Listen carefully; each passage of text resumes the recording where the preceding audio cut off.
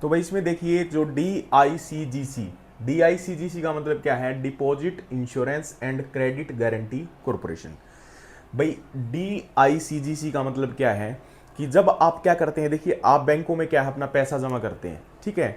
तो अगर आप मान के चलिए कि आपने बैंक में 10 लाख रुपए जमा कर रखे हैं, ठीक है, और मान के चलिए वो बैंक क्या हो जाता है, दिवालिया हो जाता है, ठीक है, मतलब कि वो बिल्कुल ही डूब जाता है बैंक। तो क्या आपका पैसा सुरक्षित है या वो डूब गया है? ठीक है, तो इसके लिए जो गवर्नमेंट है, जो आरबीआई है, उन्होंने ये स्कीम चलाई, DICGC, deposit insurance and credit guarantee corporation. ठीक है, ये सब्सिडरी है भाई किसकी, आरबीआई की। ये क्या है, एक सब्सिडरी है, और जो किस एक्ट के अकॉर्डिंग काम करती है, डीआईसीजीसी एक्ट 1961।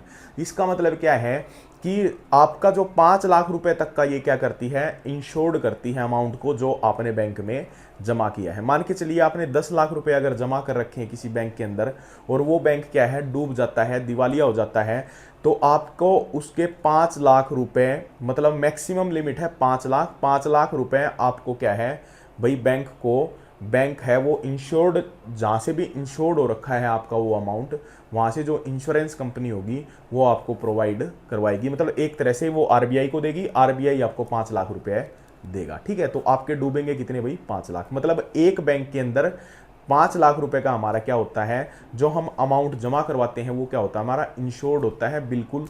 ठीक है, और भाई इसके अंदर जो एक्ट कौन सा होगा मैंने आपको बता ही दिया, 1961। इसका मेन काम यही है कि to provide the deposit insurance up to the 5 lakh. ठीक है भाई, अप टू 5 लाख इसकी मैक्सिमम लिमिट है पर डिपॉजिटर, मतलब हर एक डिपॉजिटर की 5 लाख की लिमिट होगी पर बैंक के हिसाब से। ठीक है भाई, अगर आपने दो बैंकों में जमा करा रखा है, 5 लाख एक बैंक में है, 5 लाख एक बैंक में, तो आपके पूरे दोनों के दोनों मतलब 10 लाख रुपए अगर हम काउंट करेंगे भाई, 5 लाख का इंश्योरेंस वहाँ हो रखा है उस अमाउंट का, और 5 लाख का वहाँ, तो आपके 10 लाख रुपए क्या है, पूरी तरह से सेफ होंगे भाई।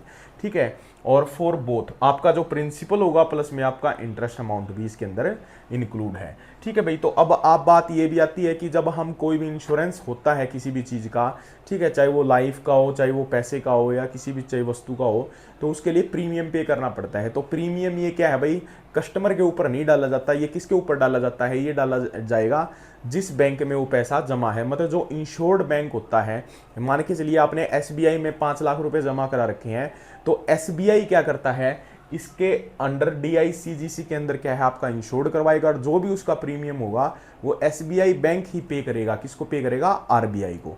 ठीक है भाई, तो ये था हमारा डीआईसीजीसी। जितने भी बैंक्स होते हैं, चाहे वो आपके कॉमर्शियल बैंक्स हों, ठीक है, कॉमर्शियल बैंक में चाहे वो आपके प्राइवेट बैंक हों, चाहे वो पब्लिक सेक्टर बैंक्स हों, ठीक है, चाहे आपके वो रूरल आरआरबीज हों, रीजनल रूरल बैंक्स, चाहे आपके वो इंटरनेशनल बैंक हो, सभी का क्या है, पर बैंक 5 लाख पर डिपॉजिटर का इंश्योरेंस है वो आरबीआई करता है इसके माध्यम से। ठीक है, लेकिन जो मैंने आपको एनबीएफसीज बताया कि जो क्या है कुछ पैसा जमा कर लेती हैं, वो क्या है इसके अंडर में नहीं आती।